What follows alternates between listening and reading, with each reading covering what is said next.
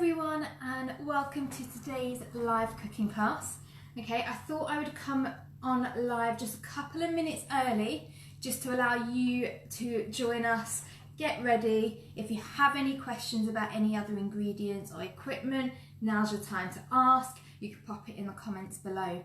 Okay, so just a couple of minutes, prepare yourselves, get your hands ready, hands washed, okay, apron on if you've got one. Okay, and we are going to be starting in about 2 to 3 minutes to make our scone based pizza. Okay, if you have any questions at this point about any ingredients, okay, unsure if it's suitable for the recipe, pop a comment below and I will get back to you live. Okay, don't forget to preheat your oven to 180 degrees. So if you go and do that now, and then you won't have to worry about it when we start the class in a couple of minutes. Okay. Just to talk you through what I've got here in front of me before we make a start. Okay, equipment wise, I've got a mixing bowl, a measuring jug, a rolling pin and a mixing spoon. Okay, as long as you've got those, you'll be good to go to make the base of your pizza. Okay, additionally, I've got a chopping board and a sharp knife to cut any toppings. Okay, use a knife you're comfortable with if it's children taking part today. Okay, I will be showing you safe techniques to use a sharp vegetable knife. Okay, but use the one you're comfortable using. Ingredients wise, I'm going to be using self-raising flour. If you've only got plain flour, that's perfectly fine. It will do the exact same thing. Okay, this will just help your base rise just slightly. Okay, I've got some cheese. I'm using a little block of cheddar cheese. Any cheese you've got in your cupboard, whether it's grated or not, will work. Okay, I'm going for a little bit of vegetable pizza, so I've got tomatoes and onion. Any pizza toppings of your choice you can use today. Okay, so do it as if you want to enjoy it. Pizza toppings that you'll enjoy eating. Okay, I've got some additional flavours, so I've got garlic granules, okay, and I've got some mixed herbs. Now I'm going to be adding some of these flavours into my scone base, okay, throughout the lesson. So if you want to add a little bit of flavour, garlic, herbs, black pepper, any paprika, that will be perfect as well. Okay, now a couple of options when it comes to your tomato base. Some people might decide to change up slightly and do like a barbecue sauce base if you've got that in your fridge. That's perfect as well. I've got here some passata, and I've added in some mixed herbs, some garlic, just for that extra flavour boost. If you've only got tomato puree, exactly the same, it will work just as well, okay? It will give you that flavour. Now, the one ingredient that you're going to be using to bind your dough together is milk. So make sure we are going to be measuring. You only need 100 ml, so it's not too much, okay? Just make sure you've got that to hand. We will start in about a minute, okay? So that's everything I've got. I will be following the recipe that I posted yesterday on our Facebook group. Okay, so you might have had a read of it, but I'll be following it step by step. And if you want to keep referring to it at any point during the lesson, after the lesson, to make it again, that's your first port of call, okay? But don't forget, I will get back to you live as well if you make any comments, okay? So just one more time, go and wash your hands if you haven't done so already. If you've got an apron, you can put it on. If not, don't worry. Okay, set everything else out evenly. You will also need a baking tray. I'm using a square baking tray. Okay, if you've got a round sort of cake tin, it will work in that as well. Completely up to you the size. It makes one large pizza or two sort of medium size. It's completely up to you. If you decide to go for a rectangle or square baking tray, another option, if it's slightly easier, is you can roll your base out into the shape of your tray. So don't worry if you haven't got a specific circular one. I'm actually going to be using a rectangle one today. Okay. Right, so I think we'll start by making a start. What you need to start with, we're going to start weighing out our ingredients for our scone based pizza. Now this recipe I think is excellent because you don't need any yeast. The dough doesn't need kneading, it doesn't need proving time, and it is made hopefully with ingredients you've just got in your cupboard. So we're going to start turning on your weighing scales, and you need 150 grams of flour. Okay, so using your flour, start by spooning that in. So 150 grams. If you've not got weighing scales, 1 heaped tablespoon is approximately 25 grams, so that will help you out there as well. Okay, so try and get it as accurate as possible. Thank you to those of you who have just joined us. Okay, we're just weighing out our 150 grams of flour. There we go, a little bit more. Oh, 144. There we go, 150, perfect. Okay, once you've got your 150 grams of flour, I want you to press 0, okay, on your weighing scales, and we're going to add in 25 grams of butter. Now I'm using block butter here. It's sometimes just a little bit easier to rub it in. If you've got soft spread, that's okay. Just make sure your hands are very cold. You don't want to soften that butter even more so than what it already is. Okay, so 25 grams. Make sure your scales are on 0 again. Perfect. And your flour and your butter can now go back in the fridge. Okay. Now, so in here we've got butter, we've got flour. We're going to be using a technique called the rubbing in method. Now you're going to be using your fingertips, and the first thing I recommend you do is break that butter into smaller chunks. It just makes it a little bit more manageable. Okay, so you can see I'm just breaking it up and dropping it into that flour. Just like so. Don't forget, if you have any questions at any point, okay, just pop them in comments below and I'll get back to you live with them. Okay, once you have got chunks of butter now in your flour, you're going to be using your fingertips and doing a circular motion to rub those two ingredients together. So picking up and rubbing. Be careful not to use the palm of your hands because they're too warm, okay, to rub in. So just your fingertips. Spend a few minutes, okay, gently rubbing the two ingredients together. Okay, there we go. So circular motion with your thumb and your fingers into your bowl. Okay, you are going to be creating fine breadcrumbs, okay, which is the first step of a scone. Okay, so rubbing together gently and carefully. You will see eventually the flour slightly change colour, so it'll go from a more whitish colour to a bit more of a yellowy golden. Okay, and that's because of the butter being rubbed in. So rubbing together, so letting it fall quite naturally as you're rubbing. How much butter? 25 grams of butter you need, and you're adding that to 150 grams of flour. Okay, so they're the two ingredients you are rubbing together. So 25 grams of butter. There we go. Gently keep on rubbing. Okay, if you find the butter is sticking to your fingers, just run your hands under cold water for 30 seconds.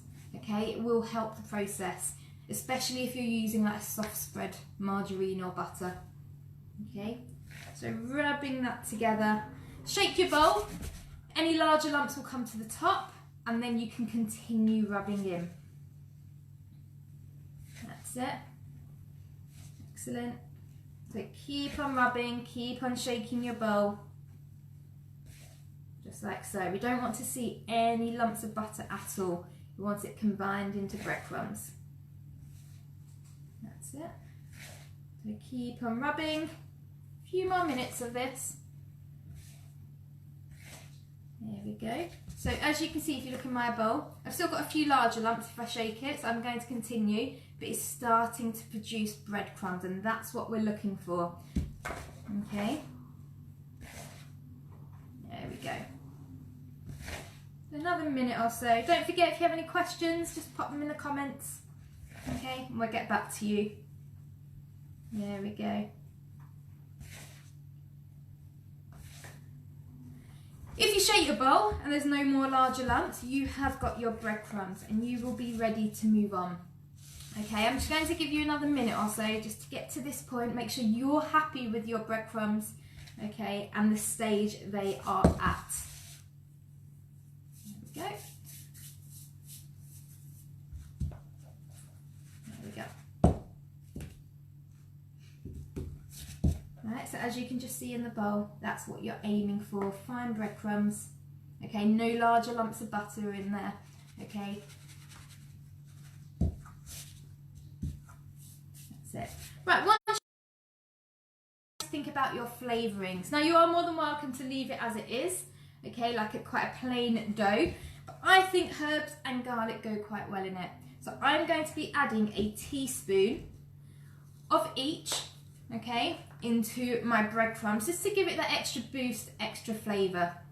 Alternatively, you might want to add some paprika, black pepper, little bit of grated cheese if you want a cheesy crust. That will work really well as well. So 1 teaspoon of garlic I'm adding. This is optional, you don't have to, okay? And 1 teaspoon of mixed herbs. Okay, so just a teaspoon so it's not too overpowering. There we go. And then just using your hands, just mixing your flavours together. Okay, so whether it's paprika, whether it's herbs, garlic, black pepper, okay, mixing that well. Little bit of cheese. Okay. Once you get your seasonings in, you got your breadcrumbs, we're going to start bringing your dough together. Now for that you need 100 ml of milk. Okay, so if you bring your measuring jug in front of you, the best way to do it is to go down to eye level. Okay, it just gives a little bit more of an accurate reading. So 100 ml of milk, if you haven't already weighed it out, down to eye level. There we go. And then your big bottle of milk can go back in your fridge. We are going to be adding the milk a little bit at a time. So you'll need your mixing spoon now to form your dough. If you make a little well in the centre, and what I mean by well is just a little hole, okay, in the centre of your breadcrumbs, and that's where your liquid will start off its journey. So adding a little bit of milk at a time, and then mixing. Okay, you will see quite instantly a dough being formed. Okay, so mixing, using the back of the spoon, scraping the sides of the bowl so it doesn't continuously stick, and then a little bit more. Please don't be tempted just to pour it all in one go. Depending on measurements, some might need a little bit more liquid, some might not need it all. Okay, so by doing it a little bit at a time, it just prevents that over stickiness. Okay, so keep on mixing. You'll start seeing your scone based dough being formed. So a little bit at a time and mixing together. Okay, do let me know how you're getting on. If you've got any concerns, okay, if you're unsure what to do next, let me know and I can repeat a step. So mixing continuously. That's it. So if you look in here, you can see a dough is starting to be formed. I've got some dry ingredients, a little bit of a soft dough, okay, but it's not overly sticky. So I'm going to add a drop more and bring that all together. Okay. Now, what you'll see, okay, I have actually got a little drop of milk still in my measuring jug. I'm going to leave that for later, okay? And if you look in my bowl, I've got some dough, okay, but I've also got some dry ingredients at the bottom. But there's actually enough moisture in the dough that's already been formed to pick up the remaining breadcrumbs to prevent it being over sticky. If I add the rest of the milk in now, it would go that little bit too sticky. So just using the palm of your hand, push that dough, okay, so as I'm showing you here, to the bottom of the bowl, lifting it, pushing, lifting it and pushing, and it will pick up all of the dry ingredients. Okay, you want to see eventually a pretty clean bowl. Okay, we don't want to waste any of your pizza base. Okay, so by pushing with the palm of my hands, it's up all the ingredients within the bowl. Okay, so there's no large lumps of dough left. You are now done with that bowl once you've done that, so you can just put that to the side next to your sink. Okay, so it's no longer needed. Just give you another minute or two just to get to that point. Okay, so gradually adding your milk, mixing to form a soft dough. And what you'll see, because I didn't add that little bit of excess milk, okay, it's like a texture of, let's say, a bit more like Play-Doh. It's not sticking to me, it's just soft, and that's exactly what you are looking for. Okay, so it's moldable, it's soft, but it's not sticky. Okay, there we go. Once it is out on your table, just try and get it into a circular shape to start with. Okay, it will just help you out a little bit when it comes to rolling it out into your circle pizza shape, if that's the traditional shape you're going for. Okay. I would sprinkle just a level tablespoon of flour onto your surface. It will just prevent your scone based dough sticking to your table. So spreading it out with your hands. Okay. And now you are going to be using your rolling pin to roll it out. Now, go for a circular shape if you want your more traditional pizza shape, but there's nothing stopping you doing it the shape of your baking tray. So if you've got a rectangle or square baking tray, roll it out to that shape, okay? Makes it a little bit more easier sometimes just to bake. I'm going to go with a circular pizza.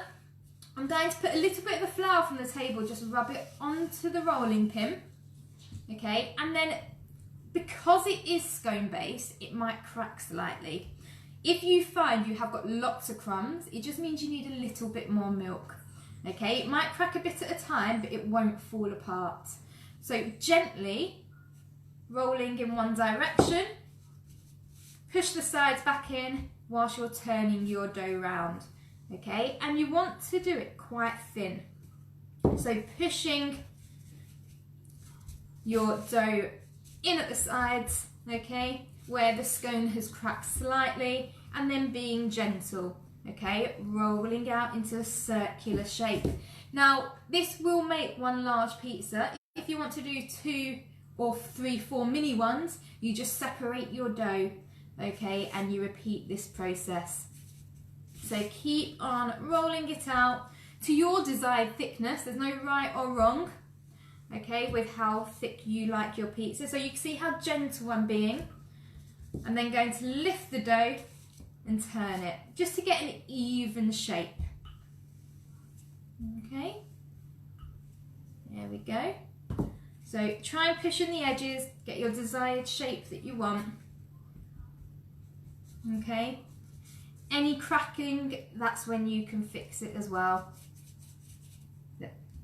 Try and get it as circular as you want, or rectangle as you want, however you want to do it. Okay, so being very gentle. I do recommend regularly just lifting your dough and turning it, just to make sure it's not sticking. Okay, there we go, so gently rolling out. Push it to the shape or size that you want, and then you're going to gently lift it onto your baking tray. Now we're going to lift it onto the baking tray now, because otherwise, once all your toppings are on, it can be quite difficult to lift up. Okay, so whilst we've just got the dough, carefully lift your scone base, make sure it fits on your baking tray. Okay, and then you can just put that to the side for now. All right. If you want to continuously just to flatten it down, stretch it out that little bit more, you can. Okay, and that is the main part of your base done. Okay, we're now going to look at getting your toppings on.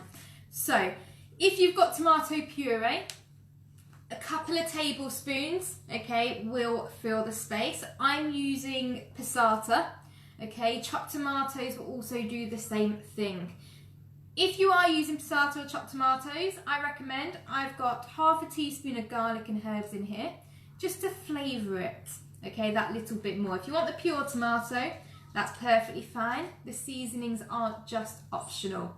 So I'm just going to I'm going to start with 2 tablespoons in the center of my pizza. Okay, now do remember to leave a crust around the edge. And the reason I'm saying that is if without any toppings or anything covering it in the oven, it tends to go quite bitter, and especially if it's tomato puree, it can go quite a dark colour.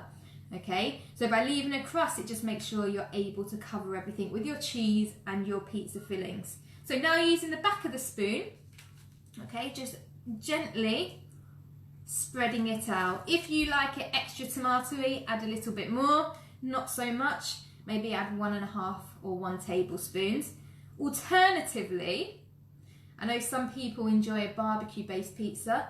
This would be excellent with barbecue sauce as well.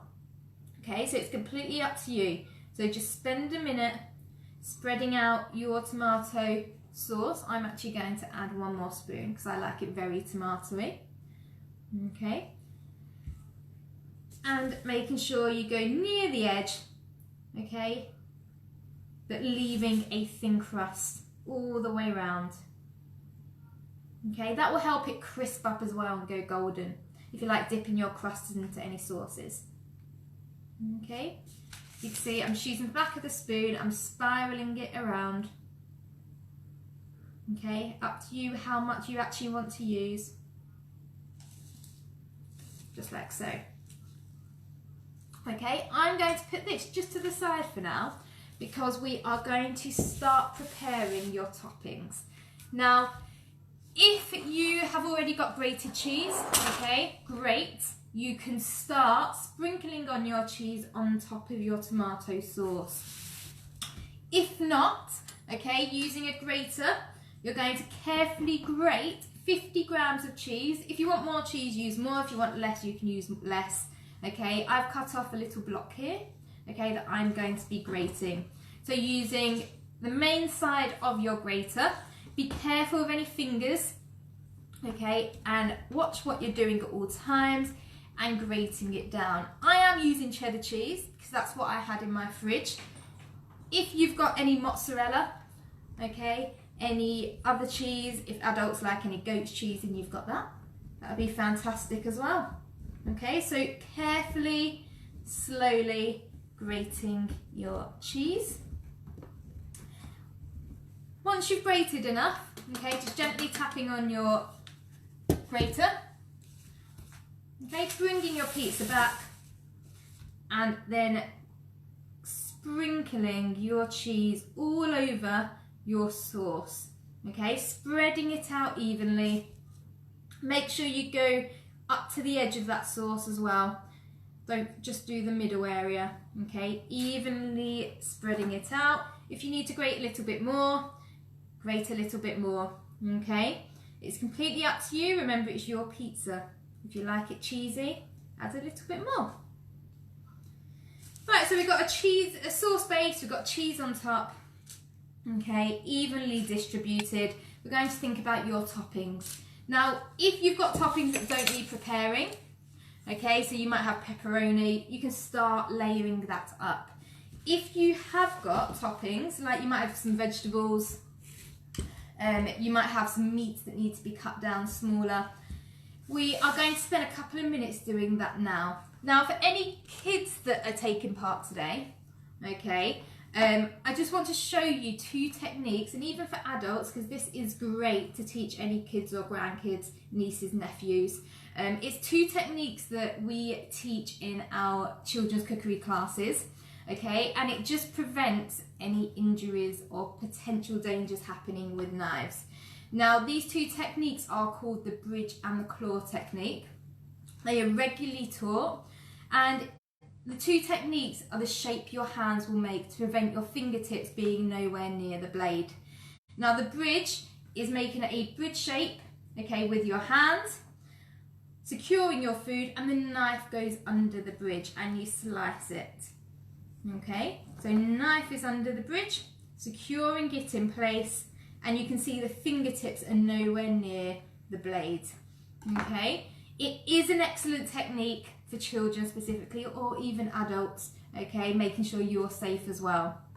So slicing, okay, so the bridge we've got, so holding that, securing that ingredient and slicing under the bridge, just like so. Okay, and I've gone with slices of tomato today. Now there was one more technique called the claw, okay, and that is doing a claw shape with your hands. The fingertips are tucked under, okay, and I'm going to show you the claw with an onion today. You can do these two techniques with any ingredients, whichever you feel more comfortable with. I'd love to know what ingredients you're putting on your pizzas, okay, so do let me know. You having chicken, pepperoni, ham? Do you have pineapple on pizza? Okay, up to you. Now, with the claw, tuck in under your fingertips, okay, and the knife goes alongside your knuckles, and nice and slowly, then cutting down. Okay, so you can see it's not being rushed. Okay, fingertips are tucked under. I'm securing that ingredient and cutting downwards. I'm going to swap to bridge, and knife goes under the bridge. Okay. Once you have prepared all of your ingredients, okay, bring back your pizza and start thinking about how you want to layer them on. Okay, you might do it in a specific decoration. You might just decide just to sprinkle it all on top. It's completely up to you. You might do half and half if you're sharing your pizza. Okay, so just laying on all of your ingredients, okay, just evenly, decorating it however you wish to do so with the ingredients you're going to enjoy. There we go.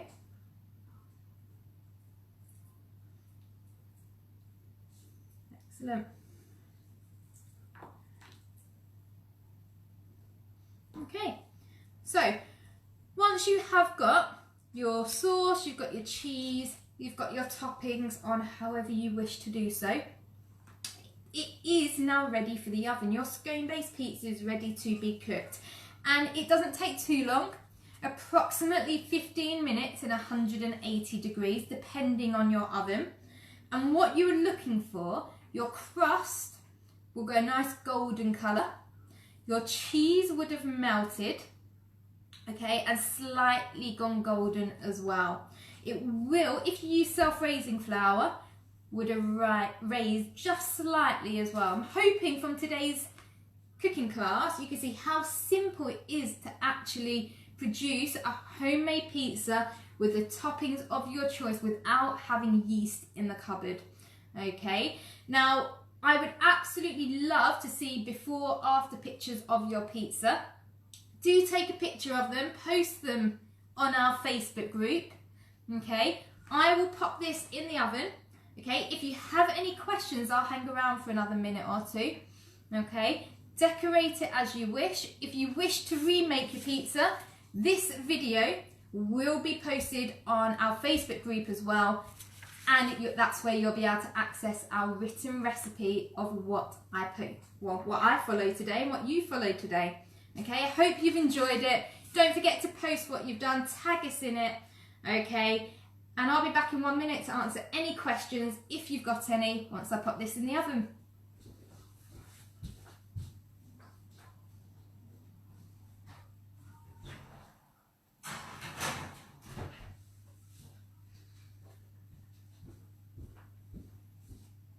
That's it. So I hope you've enjoyed making the pizza today.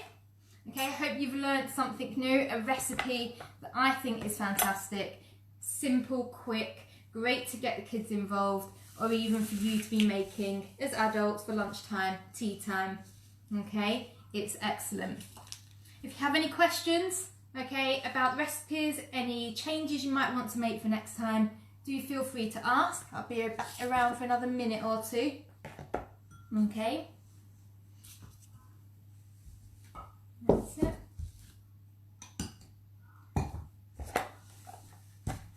And don't forget, I'd absolutely love to see your final outcomes and what you've made with me today. Okay, thank you for joining me. Okay, we will be back next week okay, with a range of new recipes as well. If there's something specific you'd love to learn to cook, let me know, okay, and I'll run a class on it if I can. Okay, a lot of the recipes that I have been teaching have hopefully been with ingredients that you've got in your cupboards, okay? So you're not having to go out to get anything. There's been a lot of ingredients that can be changed as well. So although the recipe might say a specific ingredient, you don't necessarily have to just do it with that, okay? So we've got a range of recipes on our page, on our Facebook group already that we've been done. So do take a look. The live classes and the recipe cards are there, okay? I hope you've enjoyed the class. I hope you enjoy your pizza, okay? And I can't wait to see them. I'll see you very soon. Thank you.